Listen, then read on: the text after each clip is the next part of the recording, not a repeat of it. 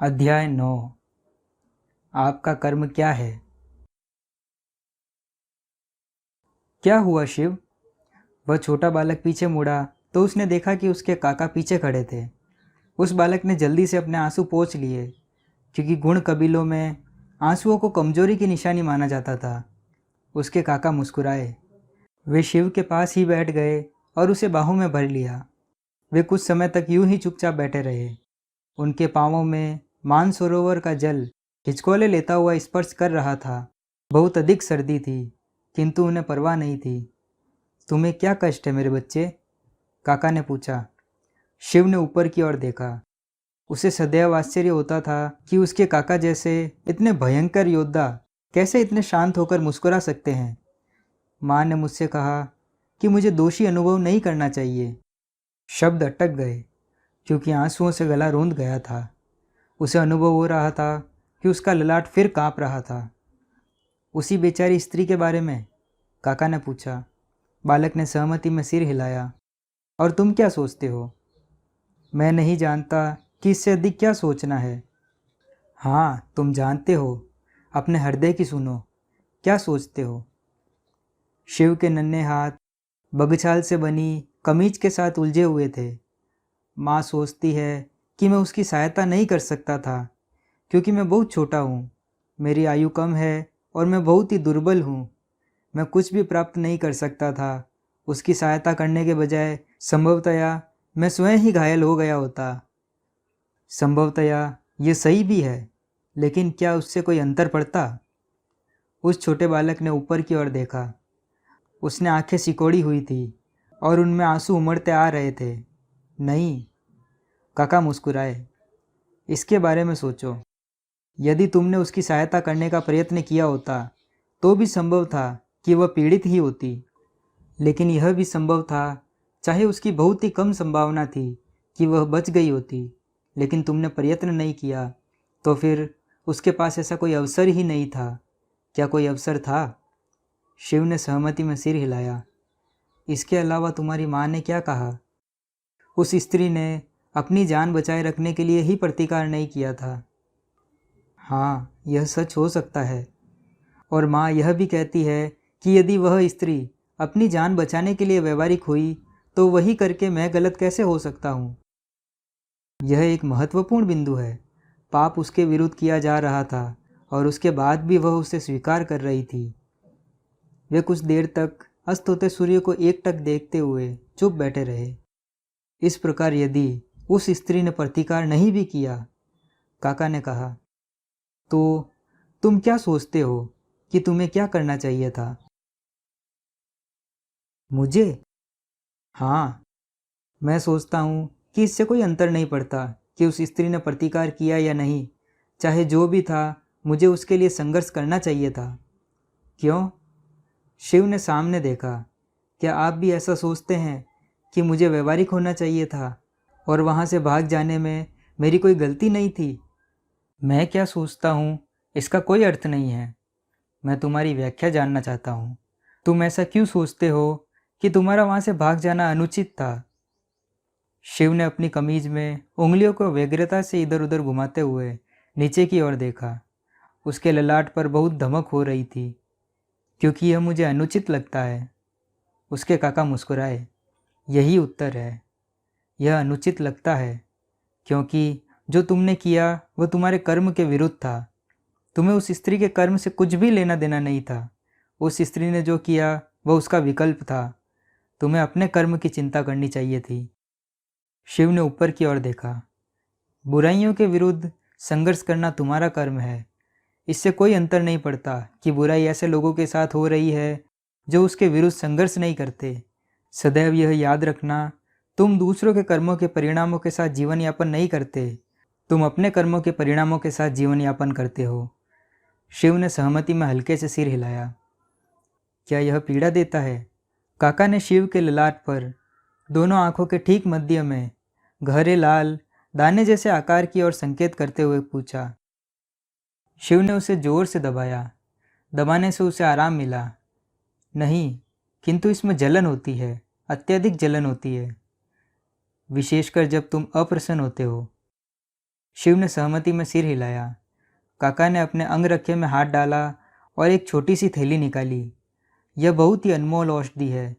मैं इसे बहुत लंबे समय से अपने पास रखे हुए हूँ और मुझे लगता है कि तुम वह सुपात्र हो जिसे यह मिलना चाहिए। शिव ने वह थैली ले ली। खोलने पर उसे थैली के अंदर रक्तिम भूरा गाढ़ा लेप दिखा। क्या यह जलन को समाप्त कर देगा? काका मुस्कुराए। यह तुम्हें तुम्हारे प्रारब्ध के मार्ग पर ले जाएगा। शिव ने त्योरी चढ़ा ली। वह परेशान था।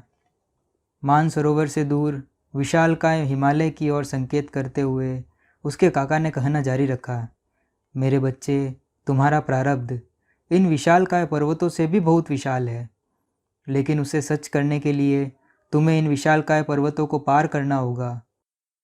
उसके काका ने फिर और कुछ भी वर्णन करने की आवश्यकता नहीं समझी। उन्होंने थोड़ा रक्तिम भूरा लेप लिया और शिव के ललाट पर उसकी आंखों और बालों के मध्य एक स्पष्ट लंबी रेखा के रूप में लगा दिया। शिव को तत्काल ही जलन में कमी लगी। उसके बाद उसके काका ने वही लेप उसके गले में भी लगाया। फिर उन्होंने शेष बचे लेप को लिया और शिव की दाईं हथेली पर रख दिया। उसके बाद उन्होंने एक अंगुली को हल्के से काटा और उस लेप में रक्त की कुछ बूंदें यह फुसफुसाते हुए गिरा दी। हम आपके आदेश को कभी नहीं भूलेंगे प्रभु रुद्र। यह एक वायुपुत्र की रक्तिम शपथ है। शिव ने सिर उठा, पहले अपने काका को देखा और फिर अपनी हथेली को, जिस पर वह विचित्र रक्तिम भूरा लेप उसके काका के रक्त से सना हुआ रखा हुआ था। अपने मुंह के पिछले हिस्से में रख लो, काका ने कहा, लेकिन निगलना नहीं। तब तक मलते रहो जब तक कि वह पूरा सोख नहीं जाता। शिव ने वैसा ही किया। अब तुम तैयार हो, उचित समय भाग्य निश्चित करेगा। शिव कुछ भी समझ नहीं पाया, लेकिन वह उस औषधि से मिलने वाले आराम को अनुभव कर रहा था। क्या आपके पास यह औषधि और भी है? मेरे पास जितनी थी मैंने तुम्हें सब दे दी मेरे बच्चे।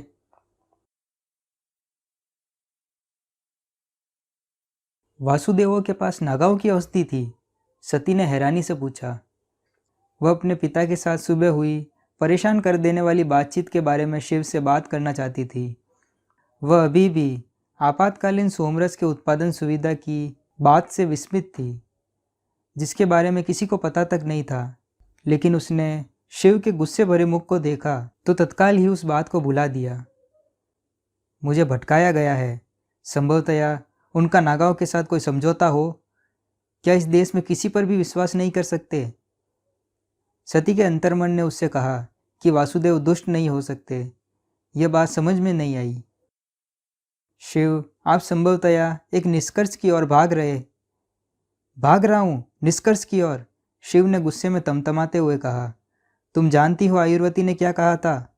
वह औषधि केवल नागाओं की भूमि में बनाई जा सकती है।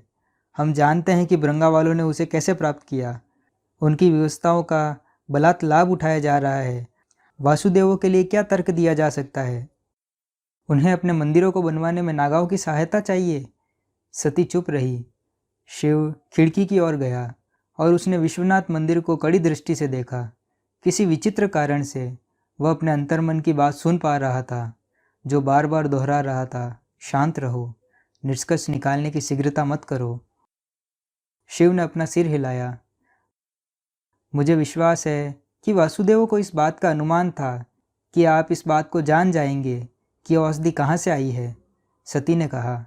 इस प्रकार वासुदेवों ने जो आपको वह औषधि दी, उसकी दो ही व्याख्या हो सकती है। शिव पीछे मुड़ गया। या तो वे मूर्ख हैं या वे सोचते हैं कि आपके पुत्र का सुरक्षित जन्म इतना महत्वपूर्ण है कि वे आपके गुस्से का जोखिम उठाने के लिए तैयार हैं। शिव ने त्योरी चढ़ा ली। जो कुछ भी मैंने उनके बारे में आपसे सुना है, मैं नहीं सोचती कि वे मूर्ख हैं, सती ने कहा। फिर केवल एक ही विकल्प बचता है। वे सोचते हैं यदि हमारे पुत्र को कुछ हो जाता तो आप इतने अधिक बिखर जाते कि बुराई के विरुद्ध उनके उद्देश्य को हानि पहुंचती। शिव चुप रहा। नागा लोकाधीश अपने निजी कक्ष में खिड़की के पास बैठा हुआ था। वह उस गायक मंडली के गीतों को सुन सकता था जो हर सप्ताह पंचवटी की गलियों में शाम को इसी समय जुलूस की शक्ल में गाते हुए जाते थे। रानी उन शोक गीतों को प्रतिबंधित कराना चाहती थी। वह उन्हें पराजयवादी कहकर तिरस्कृत करती थी। लेकिन नागाओं की राज्यसभा, जो चयनित राजसी परिषद थी, उसने रानी की इस मुहिम के विरुद्ध मत दिया था, जिसके कारण वह गीत अब भी गाया जा रहा था। उस गीत से नागा के हृदय में भावनाएं उमड़ पड़ी थी, लेकिन उसने उसे बाहर नहीं आने दिया। तुम मेरे संसार, मेरे ईश्वर, मेरे रचनाकार, और फिर भी तुमने मुझे तज दिया। मैं तुम्हारी तलाश में न था, तुमने मुझे बुलाया और फिर भी तुमने मुझे तज दिया। मैंने तुम्हें सम्मान दिया, तुम्हारे नियमों से जिया, तुम्हारे रंगों में रंगा, और फिर भी तुमने मुझे तज दिया। तुमने मुझे दुख दिए, तुमने मुझे वीरान किया, तुम अपने कर्तव्यों में चूके, और फिर भी मैं एक दानव हूँ। बताओ स्वामी, मैं क्या करूँ? घिनौना गीत। नागा के विचारों में बाधा डालते हुए रानी ने कहा, यह हमारी कमजोरी और हमारे बंधनों को और पुष्ट करता है। मौसी, नागा ने खड़े होते हुए कहा, आप आई हैं, मैं सुन न सका। तुम सुन भी कैसे सकते हो? ये घृणा उत्पन्न करने वाले गीत दुनिया को डुबो देते हैं, सकारात्मक सोच को डुबो देते हैं। बदला लेना एक सकारात्मक सोच नहीं है महारानी, नागा मुस्कुराया। साथ ही गायक मंडली खुशी वाले गीत भी गाते हैं। रानी ने अपना हाथ हवा में लहराया। मेरे पास इससे अधिक महत्वपूर्ण कुछ चर्चा करने के लिए है। हाँ मौसी। रानी ने एक गहरी श्वास ली। तुम वासुदेवों से मिले? नागा ने अपनी आंखें सिकोड़ी। वह इस बात पर आश्चर्यचकित था कि रानी को यह समाचार पाने में इतना समय लगा। हाँ। क्यों? रानी ने गुस्से को कठिनता से रोकते हुए पूछा। महारानी, मैं समझता हूँ कि हम उनकी सहायता का उपयोग कर सकते हैं। वे हमारा समर्थन कभी नहीं करेंगे। वे चाहे हमारे दुश्मन ना हो, लेकिन वे हमारे साथी भी कभी नहीं होंगे। मैं असहमत हूँ। मैं सोचता हूँ कि हमारा दुश्मन एक है। वे हमारे पक्ष में आएंगे। बकवास। सभी वासुदेव उस प्राचीन पौराणिक गाथा के कट्टर समर्थक हैं। नीले गले वाला कोई विदेशी इस देश की रक्षा करने वाला है, लेकिन एक अन्य मोती जड़े दाढ़ी वाले ने इस देश की रक्षा की थी, नहीं की थी क्या? इस कबायली की तुलना महान प्रभु रुद्र से मत करो। संभवतया विनाश ही इस देश की नियति है, और सिवाय पीड़ा और दुख देने के भारत ने हमारे साथ किया ही क्या है? हम क्यों परवाह करें? क्योंकि चाहे जो भी हो, यह हमारा भी देश है। रानी गुस्से से गरजी। उन्हें अपनी औषधि देने का असली कारण मुझे बताओ। तुम जानते हो कि इसकी आपूर्ति बहुत कम है। हमें भृंगा वालों को उनकी वार्षिक खेप भी भेजनी है। इस घृणित देश में वे ही एकमात्र सभ्य लोग हैं, एकमात्र लोग जो हम सबको मारना नहीं चाहते। भृंगा वालों को भेजा जाने वाला हिस्सा प्रभावित नहीं होगा महारानी। मैंने मात्र अपना निजी हिस्सा दिया है। भूमि देव के नाम पर बताओ, क्यों? तुम भी अचानक उस नीलकंठ में विश्वास तो नहीं करने लगे? मैं क्या विश्वास करता हूँ, इससे कोई अंतर नहीं पड़ता है महारानी। अंतर इससे पड़ता है कि भारत के लोग क्या विश्वास करते हैं। रानी ने तीखी नज़र से नागा को घूरा। यह वास्तविक कारण नहीं है, यही कारण है। मुझसे झूठ मत बोलो। नागा चुप रहा। तुमने उस नीच औरत के लिए किया है ना? रानी ने निष्कर्ष निकाला। नागा परेशान था, लेकिन उसने अपना स्वर शांत रखा। नहीं, और कम से कम आपको तो उसके लिए ऐसी बातें नहीं करनी चाहिए महारानी। क्यों नहीं? क्योंकि मेरे अलावा एकमात्र आप हैं जो सच्चाई जानती हैं। कभी कभी मेरा मन करता है कि काश मैं नहीं जानती। अब उसके लिए बहुत देर हो चुकी है। रानी ने खिल्ली उड़ाते हुए कहा, यह सच है कि ईश्वर एक व्यक्ति को सभी गुण नहीं देते। तुम सचमुच ही स्वयं के सबसे बड़े दुश्मन हो। दक्ष भूमि पर बैठे हुए थे। देवगिरी में महर्षि भृंगु के अनियत प्रकट होने से वह हैरान थे। मेलुहा के सम्राट ने महर्षि से दर्शन देने की कोई प्रार्थना नहीं की थी। भृंगु ने दक्ष पर अप्रसन्नता से कठोर दृष्टि डाली। आपने एक सीधे साधे निर्देश का उल्लंघन किया है राजन। दक्ष सिर नीचे झुकाए शांत बने रहे। महर्षि को यह कैसे पता चला? सती, वीरिनी और मैं, केवल हम 3 लोग ही तो उस वार्तालाप में थे। क्या वीरिनी मेरी गुप्तचारी कर रही है? सभी लोग मेरे विरुद्ध क्यों हैं? मैं ही क्यों? भृगु ने दक्ष के मन की बातें पढ़ते हुए गहराई से देखा। महर्षि सदैव से ही जानते थे कि दक्ष दुर्बल है, लेकिन सम्राट ने सीधे आदेशों की कभी भी अवज्ञा नहीं की थी। और फिर भृगु ने अनेक आदेश दिए भी तो नहीं थे। वे मात्र एक बात से चिंतित थे, किसी अन्य मामलों में उन्हें दक्ष को वही करने दिया था जो वे चाहते थे। आपको सम्राट किसी कारण से बनाया गया है, भृगु ने कहा। कृपया ऐसा कुछ न करे जिससे मुझे स्वयं अपने निर्णय पर प्रश्न उठाना पड़ जाए। दक्ष अब भी शांत बने रहे, डरते हुए। भृगु नीचे झुके और उन्होंने दक्ष के मुख को ऊपर उठाया। क्या आपने उसे इस स्थल के बारे में भी बताया, राजन? दक्ष धीमे से फुसफुसाया। नहीं मुनिवर, मैं सौगंध खाकर कहता हूँ। मुझसे असत्य ना बोलें, मैं सौगंध खाता हूँ मुनिवर। भृगु ने दक्ष के मन की बात पढ़ ली। वे संतुष्ट थे। आप इसकी चर्चा किसी से नहीं करेंगे, क्या यह स्पष्ट है? दक्ष शांत बने रहे। राजन, भृगु ने कहा। उनका स्वर ऊंचा था। क्या यह स्पष्ट है? जी हाँ मुनिवर, भृगु के पांव पकड़ते हुए भयभीत दक्ष ने कहा। शिव 80 घाट पर खड़ा था। भृंगा वालों द्वारा निर्मित 5 जलयानों में से एक को छोड़कर सभी के पाल मोड़ दिए गए थे। बंदरगाह के सबसे निकट वाले जलयान के पाल खोल दिए गए थे, जिससे वहां उपस्थित सभी एक भव्य दृश्य का आनंद ले रहे थे। ये अच्छे लग रहे हैं देवोदास, शिव ने कहा। धन्यवाद प्रभु। मैं यह विश्वास नहीं कर सकता कि आपके कबीले के लोगों ने इन्हें मात्र 9 महीनों में तैयार किया है। हम भृंगा वाले कुछ भी कर सकते हैं प्रभु, शिव मुस्कुराया। अतिथिगु, जो शिव के पास ही खड़े थे, बोल उठे। देवोदास, क्या तुम्हें विश्वास है कि जहाज चल पाएगा? यहाँ इस जहाज के सभी पाल खुले हुए हैं और हवा काफ़ी तेज है, और फिर भी वह जहाज को रत्ती भर भी हिला नहीं पा रहा है। स्पष्ट था कि राजा को नौकायान के बारे में बहुत कम जानकारी थी। यह बहुत ही अच्छा बिंदु है महाराज, देवोदास ने कहा। लेकिन यह जहाज इसलिए आगे नहीं बढ़ रहा है क्योंकि हम नहीं चाहते कि वह बिना हमारे ही चल पड़े। पालों को इस प्रकार लगाया गया है कि वे हवा के ठीक विपरीत दिशा में हो।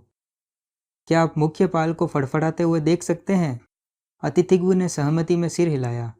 इसका अर्थ है कि पाल हम पर हंस रहा है क्योंकि वह हवा को पकड़ नहीं पा रहा है। शिव मुस्कुराया। हंस रहा है? हम यही कहते हैं जब पाल को गलत लगाया गया हो और वह फड़फड़ा रहा हो प्रभु, देवोदास ने कहा। ठीक है, शिव ने कहा। तो फिर मैं भी गंभीर हूँ। हम भृंगा के लिए 3 दिनों में कूच करेंगे। समस्त तैयारियां कर ली जाए। सती अपने कक्ष की खिड़की से गंगा को एकटक निहार रही थी।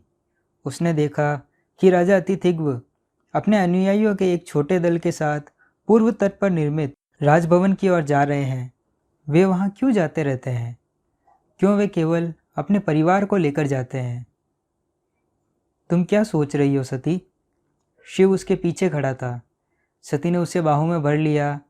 आपकी बहुत याद आएगी। उसने सती के मुख को अपनी ओर किया, चूमा और मुस्कुराया। यह वह बात नहीं है जो तुम सोच रही थी। सती ने उनके सीने पर धीमे से थपकी मारते हुए कहा, क्या आप मेरे मन की बात भी पढ़ सकते हैं? काश ऐसा हो पाता। मैं कोई गंभीर बात नहीं सोच रही थी। यही सोच रही थी कि अतिथिग्व पूर्वी राजभवन में अक्सर क्यों जाते रहते हैं, और अजीब बात यह है कि वह केवल अपने परिवार को ही लेकर जाते हैं। हाँ, मैंने भी ये अनुभव किया है। मुझे लगता है उनके पास इसका कोई अच्छा कारण होगा। पूर्वी घाट के बारे में ऐसा अंधविश्वास है कि वह अपशगुन है। क्या मैं सही हूँ? सती ने अपने कंधे उचकाए।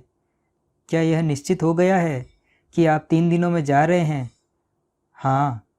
आप कितने दिनों के लिए जाएंगे? मैं नहीं जानता। आशा करता हूँ कि अधिक लंबा समय नहीं लगेगा। काश मैं भी चल पाती। मैं समझ सकता हूँ, लेकिन कार्तिक ऐसी यात्राओं के लिए अभी बहुत ही छोटा है। सती ने सैया पर सोते हुए कार्तिक को देखा। वह इतनी तेजी से बड़ा हो गया था कि अपने पालने में भी समा नहीं पा रहा था। यह आपकी तरह लगता है। शिव मुस्कुराया। केवल 6 महीने ही हुए हैं, लेकिन यह 2 वर्ष की आयु का बालक लगता है। सती को शिव की बात माननी पड़ी। एक मिलुहावासी होने के नाते, जो कभी मायका में नहीं रही, उसने कभी 16 वर्ष से कम आयु का बालक नहीं देखा था। संभव है यह सोमरस का प्रभाव हो, सती ने कहा। संभव है। आयुर्वती यह देखकर आश्चर्यचकित थी कि पहली बार सोमरस लेने पर यह बीमार नहीं हुआ। वह सचमुच ही आश्चर्यजनक था, लेकिन हो सकता है कि यह इसलिए संभव हो क्योंकि यह एक विशेष बालक है। वह तो यह है ही। मैंने आज तक ऐसे शिशु को नहीं देखा है जो 6 महीने में चलने लगे। सती मुस्कुराई। यह हमें गर्व प्रदान करेगा। मैं विश्वास के साथ कह सकता हूँ कि यह अवश्य ऐसा ही करेगा। सती ने ऊपर देखा और शिव को पुनः चूम लिया। केवल नागाओं के मार्ग खोज ले और मेरे पास शीघ्र आ जाए। मैं अवश्य आऊँगा प्रिय। जहाज़ों में समस्त प्रकार की रसद आदि सामग्रियों को लाद दिया गया था। रास्ते में किसी भी बंदरगाह पर उनके रुकने का इरादा नहीं था। गति ही सार था। पर्वतेश्वर के आत्मसंयम के कारण सूर्यवंशियों एवं चंद्रवंशियों के एक संयुक्त दल की स्थापना हो सकी थी। 5 जलियानों में इससे अधिक सैनिकों को ले जाना कठिन था। गनीमत यह थी कि सेना का समग्र नेतृत्व द्रपकु के हाथ में था। शिव ने 80 घाट की सीढ़ियों से उन जलियानों को देखा। अग्र नेता के रूप में द्रपकु अपने पिता पूर्वक के साथ अग्र मार्गदर्शी जलियान में था। नीलकंठ के जो महत्वपूर्ण साथी थे, उन्हें मुख्य जलियान में रखा गया था, जो अन्य 4 जलियानों से घिरा हुआ सबसे सुरक्षित क्षेत्र में यात्रा करेगा। पर्वतेश्वर, भागीरथ, आनंदमयी, आयुर्वती, नंदी और वीरभद्र उस जलियान के जंगले में खड़े हुए थे। उत्तक को उस जलियान में पाकर शिव को विस्मय हुआ। आनंदमयी ने अवश्य ही हठ किया होगा। यदि कोई ऐसी स्त्री थी जो पर्वतेश्वर को ब्रह्मचर्य तोड़ने के लिए प्रलोभित कर सकती थी, तो वह आनंदमयी ही थी। प्रभु, अतिथिग्व ने शिव के विचारों में व्यध्यान डालते हुए कहा। काशी के राजा नीलकंठ के चरण स्पर्श करने के लिए झुके। शिव ने अतिथिग्व के सिर को हल्के से स्पर्श किया। आयुष्मान भव। अपने जुड़े हुए हाथों के साथ अतिथिग्व फुसफुसाया। मैं आपके शीघ्र ही काशी आगमन की विनती करता हूँ प्रभु। आपके बिना हम अनाथ हैं। आपको मेरी आवश्यकता नहीं है महाराज। आपको कभी भी किसी की भी आवश्यकता नहीं थी। उस एक व्यक्ति में आस्था रखें जो आपको सर्वाधिक प्रेम करता है, और वह आप स्वयं है। शिव नम आंखों वाली सती की ओर मुड़ा। वह कार्तिक का हाथ पकड़े हुए थी। कार्तिक हवा के थपेड़ों से काँप रहा था। कार्तिक ने शिव की ओर ऊपर संकेत किया। बा। शिव मुस्कुराया और उसने कार्तिक को अपने बाहों में उठा लिया। बाबा बहुत ही जल्द वापस आएगा कार्तिक। अपनी माँ को अधिक परेशान मत करना। कार्तिक ने शिव के बालों को खींचा और दोहराया, बाबा। शिव की मुस्कान और खिल पड़ी और उसने कार्तिक के माथे को चूम लिया। उसके बाद उसने कार्तिक को अपनी बाहों में एक और किया और सती को आलिंगनबद्ध करने के लिए आगे बढ़ा। कुछ सूर्यवंशी आदतों को तोड़ना कठिन था। सती ने शिव को हल्के से आलिंगनबद्ध किया, क्योंकि वह लोगों के सामने प्रेम के ऐसे प्रदर्शन से लज्जित हो रही थी। शिव ने सती को जकड़े रखा था। शिव के प्रति प्रेम ने सती की सूर्यवंशी आदत पर आखिरकार विजय प्राप्त कर ली। उसने ऊपर की ओर देखा और शिव को चूम लिया। जल्दी वापस आए। अवश्य। धन्यवाद।